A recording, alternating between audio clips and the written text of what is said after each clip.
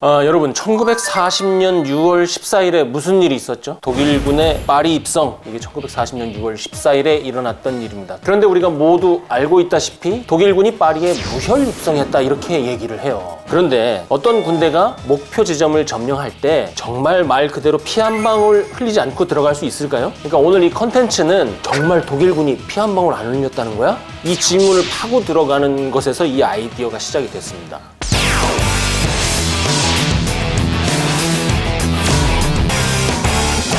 독일군이 파리에 들어갔을 때 독일군은 축제 분위기였다고 합니다. 그러면 파리의 분위기는 어땠을까 궁금하잖아요. 파리에는 이날 이미 통행 금지령이 내려진 상태였고요. 파리 시민들은 어둑어둑해진 창밖 저 먼 곳에서부터 통행 금지를 다시 한번 알리는 것 같은 독일어 특유의 악센트가 들어간 방송을 들었다. 왜 독일어로 했을까? 파리로 들어가서 프랑스어로 알려줘야 안 나오지.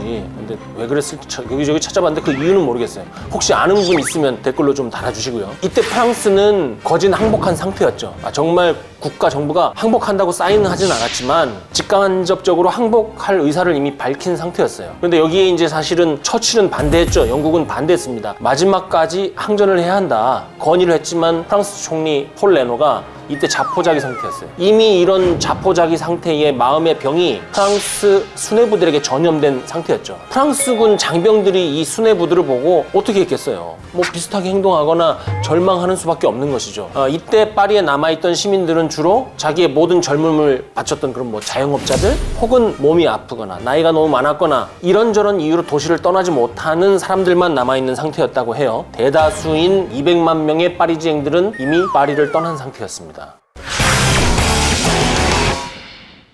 독일군은 어떻게 파리로 그렇게 쉽게 들어올 수 있었을까요? 독일군 주공부대가 아르덴 숲하고 메지강을 따라서 서쪽으로 남쪽으로 공격을 시작한 이래 파리로 들어온 1940년 6월 초까지 이 중간 얘기가 보니까 없어요. 메지강을 도하고 나서 무슨 워프를 해갖고 딱 도착한 것도 아닐 텐데 그 중간에 무슨 일이 있는지 저는 그게 궁금해서 한번 찾아봤는데 시간순으로 대략적으로 따져보면 이렇습니다. 다수의 기갑부대를 포함한 독일의 주공부대가 메지강을 따라서 공격을 계속 해가지고 프랑스 국경을 넘어서 공격하는 다음 작전 단계, 이 다음 작전 단계로 이행할 준비가 끝난 게 1940년 6월 5일의 일입니다. 근데 이때 뭐 했는지 좀 궁금하잖아요. 뭐 이렇게 시간이 오래 걸려? 그냥 야 계속 공격하면 되는데 그렇지가 않다는 거죠. 전차를 다시 모으고 상황을 파악하고 지시를 받아서 그 지시의 내용을 다 같이 공유를 하고 일단 다음 단계로 넘어가려면 연료도 채워야지, 또 부대 물자 탄약도 받아야지. 물자 탄약을 받는 그 광경만 한번 구체적으로 생각해 보세요. 훅 나눠줄 수 있어요? 아니잖아요. 사람 모아야지, 연락해야지, 줄 서야지. 그게 3주가 걸렸다는 거 아닙니까? 어쨌든지 간에 6월 5일에 파리로 들어갈 준비가 됐어요. 파리로 들어가는데 크게 문제가 없을 것 같긴 한데 굉장히 중요한 국면이니까 주공부터 보낼 수는 없을 거 아니에요. 그러니까 조공부대들이 먼저 파리를 향하는 공격 회랑 주변을 공격을 해요. 그리고 포병하고 공군을 투입해서 일대를 초토화하죠. 파리를 초토화하는 것은 아니고 파리 일대를. 그래서 이대를 회고하는 프랑스군의 기록을 보면 가장 무섭고 가장 힘들었던 순간이 독일 슈투가트 편대가 들어와서 기총소사하고 갈 때래요. 프랑스 장병들이 굉장히 큰 공포를 느꼈다고 합니다. 개인적인 경험에 의하면 이 소리에 의한 공포가 육체에 미치는 영향이 심각했다고 얘기를 하죠. 프랑스 야전병원에 있는 환자 면담 기록이라든지 이런 것을 보면 계속 같은 소리를 외쳤다고 해요. 굉음이 들린다, 끔찍한 소리가 계속 들려, 이렇게 얘기를 했다고 해요. 그러면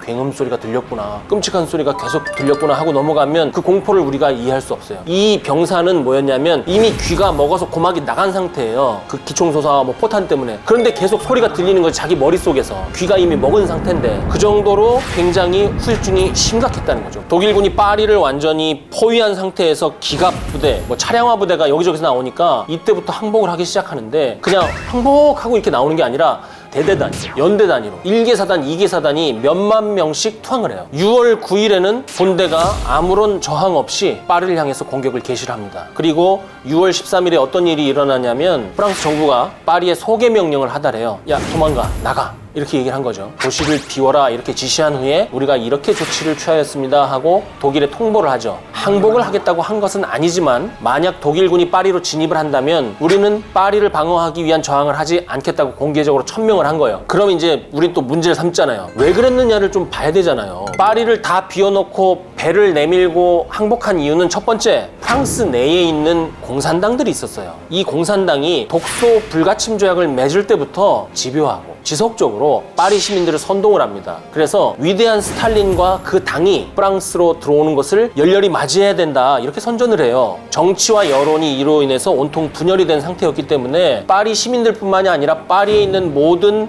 그 사회 요소들이 결집해서 독일을 향해서 저항할 수 있는 그런 준비가 안 돼 있었던 것이죠. 두 번째는 프랑스 수세 중심 전략. 처음부터 전쟁 나기 전부터 방어 준비만 하고 있었잖아요.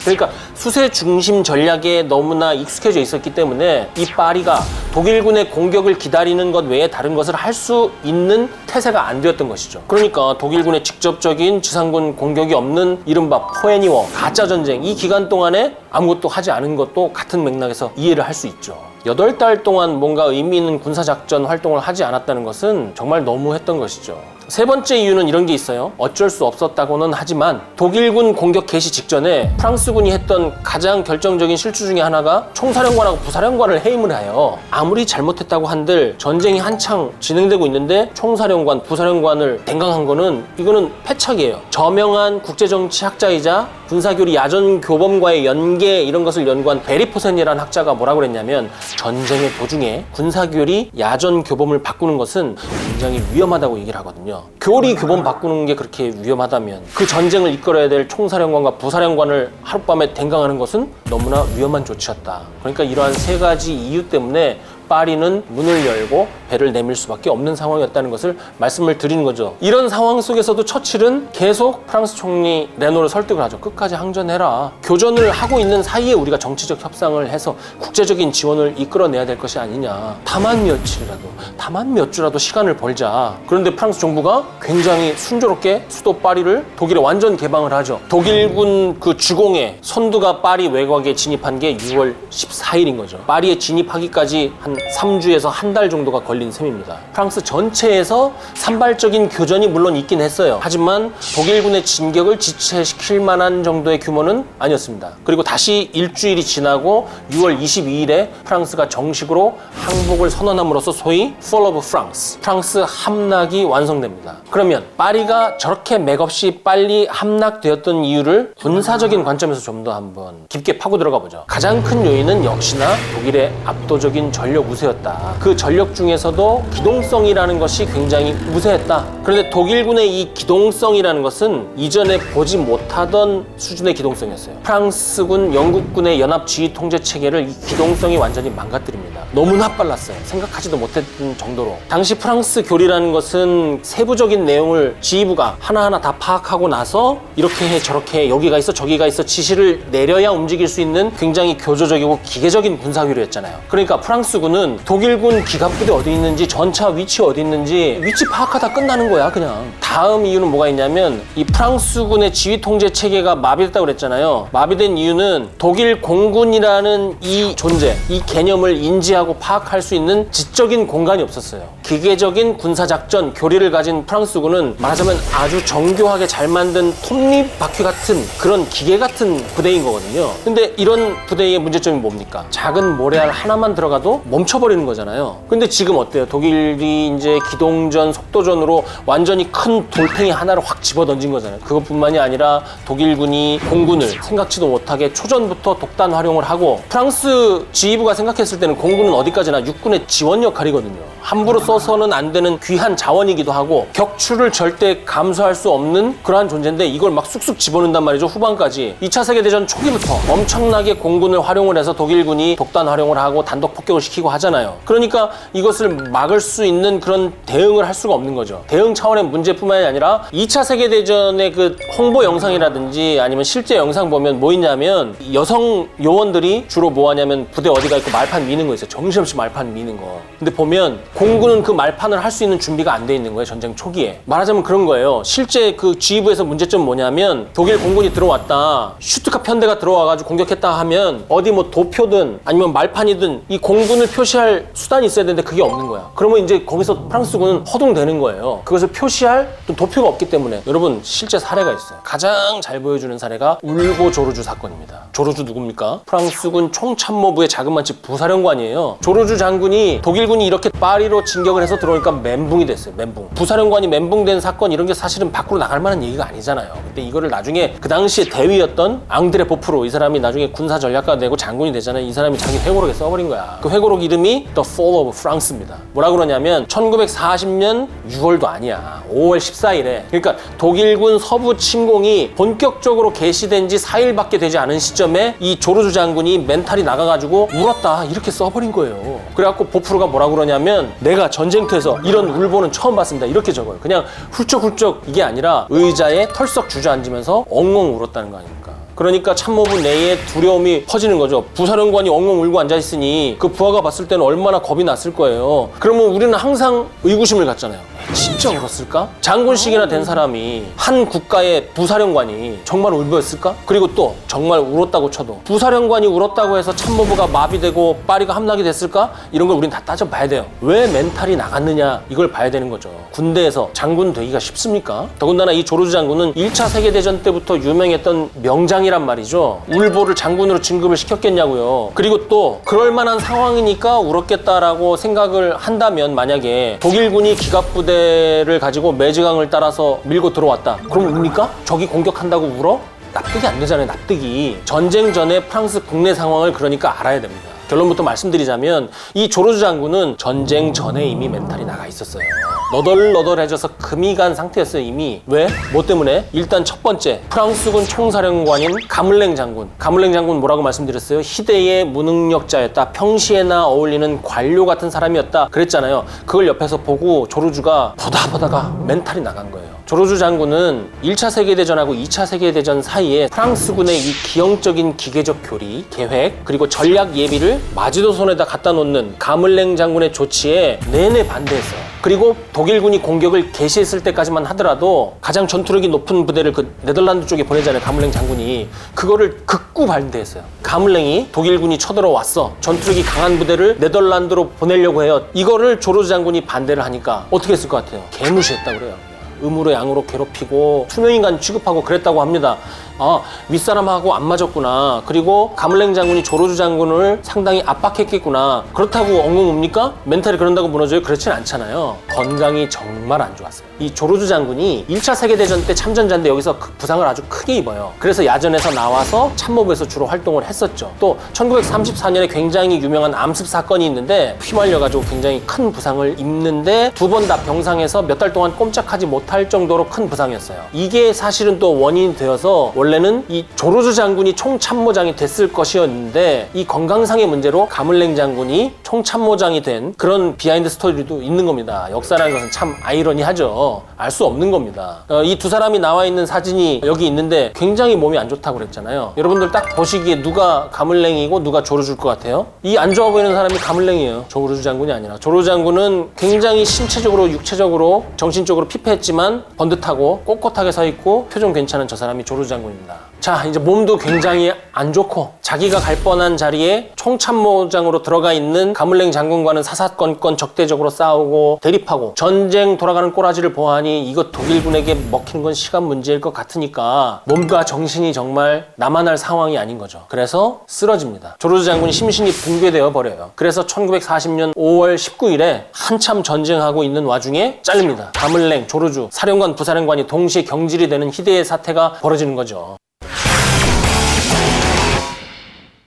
5월 달부터 6월 달까지 프랑스군이 무엇을 했느냐? Great Retreat, 대탈출합니다. 왜 Great를 붙였을까요? 반어법인 것 같아요. 대단하다 너 참 잘했어요. 이 Great Retreat의 모습을 직접 지켜봤던 슈타켈베르크라는 독일 기자가 있어요. 이 종군 기자가 전차 부대를 따라갔어요. 그걸 뭐라고 그랬냐면 2,000명의 프랑스군을 발견했다. 이들은 포로가 되어 독일군 점령 지역으로 이동하고 있었다. 프랑스 땅에서의 첫 전투일 뿐인데 어쩌다 프랑스 군인들은 완전히 군기 사기가 바닥에 떨어졌을까? 장교들과 함께 스스로 감옥으로 제 발로 들어갈 수 있는가? 조금 설명을 드리자면 독일군이 이렇게 가. 독일군이 가면서 중간중간에 포로 수용소라든지 아니면 포로 수집소를 만들고 지나갈 거 아니에요. 프랑스군이 자기가 본 것 중에 가장 많은 그 규모는 2,000명이 글로 스스로 걸어가더라는 거예요. 이게 Great Retreat의 실체입니다. 자, 여기서 잠깐 정리를 하고 다음으로 넘어가죠. 우리가 처음에 시작할 때 제가 그랬잖아요. 5월부터 6월까지 독일군이 매지강을 건넌 이후에 파리에 입성할 때까지 왜 서구의 역사서들 전쟁사 책에는 파리 무혈입성이라고 얘기만 하고 이 과정을 안 써놨을까? 제 생각은 그래요. 너무나 수치스러운 거예요.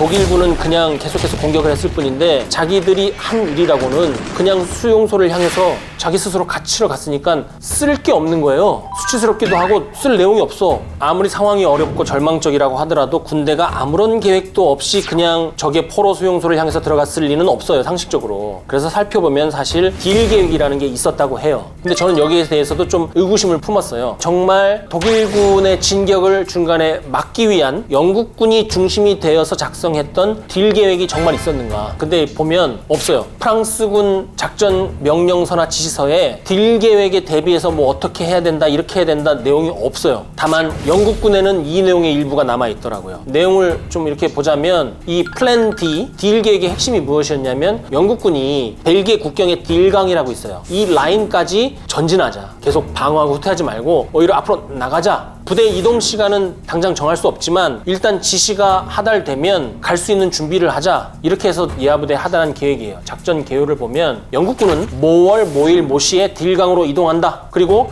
후속 지원부대가 도착할 때까지 이 지역 일대를 적어도 감제하자. 충분히 거기에서 적에게 피해를 줄 수 있고 기회가 되면 목표를 달성할 수 있는 곳을 차지하자는 거죠. 프랑스군 제1군과 함께 협력해서 작전을 실시하는 것으로 되어 있습니다. 비록 기계적이고 단언적인 묘사지만 그래도 후퇴하지 않고 유럽 지역을 지켜내려는 의지가 담겨 있었다 하고 해석할 수 있어요. 영국군은 프랑스 제1군하고 협력을 해서 이 딜강으로 가서 협력하여 합동작전을 하려고 했던 거예요. 그런데 그것을 같이 할 수 있는 프랑스군이 포로 수용소 가버리는데 뭐 문 열고 어서 들어오세요 하는데, 그러니까 영국군도 이렇게 돼서는 대책이 없는 것이죠. 여기서 한번 정리를 하고 넘어가죠. 왜 독일군의 공격을 받자마자 최초 진지에서 프랑스 장병들은 무너질 수밖에 없었는가? 이 모습 지금 누구랑 비슷하지 않아요? 조르드 장군의 모습하고 겹치지 않습니까? 내부의 알력 싸움에 크게 스트레스를 받아서 몸도 성치 않은 상태. 독일군이 공격한 지 4일밖에 안 됐는데 의자에 주저앉아서 펑펑 울었던 조르드 장군의 모습은 독일군을 마주치기가 무섭게 스스로 포로 수용소로 입소한 프랑스 장병의 모습과